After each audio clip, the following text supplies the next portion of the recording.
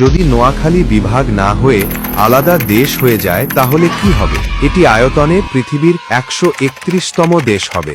দেশটি আয়তনে Brunei, Luxembourg, মাল্টা, cypress অথবা বাহারাইন থেকেও বড় হবে।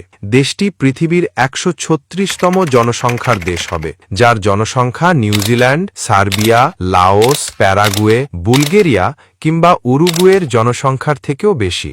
দেশটির নাম হবে রিপাবলিক অব নোয়াখালী। প্রথমত এর 3টি প্রদেশ থাকবে: লক্ষ্মীপুর, নোয়াখালী এবং ফেনী। তার সাথে একটি কেন্দ্রশাসিত অঞ্চল থাকবে যার নাম হাতিয়া দ্বীপ। এর রাজধানী হবে নোয়াখালী সদর।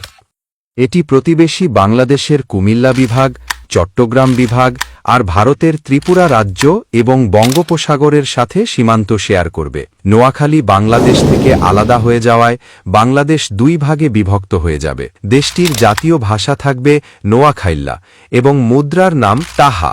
জাতীয় পশু হবে মহিষ এবং জাতীয় ফল থাকবে নারকেল। এর অর্থনীতি বিশেষ করে প্রবাসী রেমিটেন্সের উপর নির্ভর করত এবং এটি এশিয়ার দ্রুত বর্ধনশীল অর্থনীতির দেশে পরিণত হতো। নোয়াখালী কি বিভাগ হওয়ার যোগ্য?